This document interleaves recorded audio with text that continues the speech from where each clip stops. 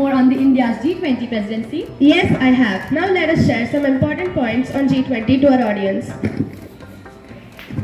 G20 or Group of 20 comprises of 19 countries: Argentina, Australia, Brazil, Canada, China, France, Germany, India, Indonesia, Italy, Japan, Republic of Korea, Mexico, Russia, Saudi Arabia, Turkey, UK and USA.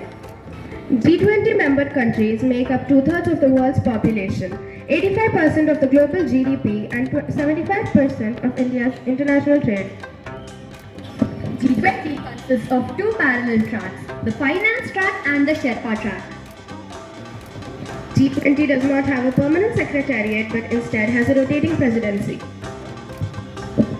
India will become the president of G20 for the first time from 1st December 2022 to 30th November 2023.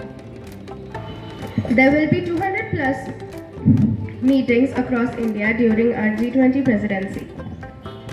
The G20 summit will be held in Delhi and will be attended by leaders across the world. India will be inviting Bangladesh, Egypt, Mauritius, Netherlands, Nigeria, Oman, Singapore, Spain and UAE as the guest countries for G20 meetings and the summit.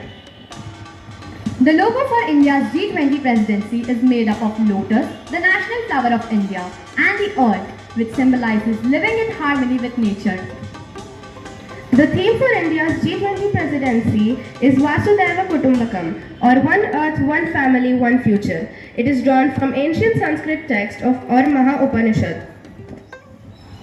For India, G20 is also marking the beginning of the Amrit Kal, the 25-year period beginning from the 75th anniversary of its independence on 15th August 2022, leading up to the centenary of its independence.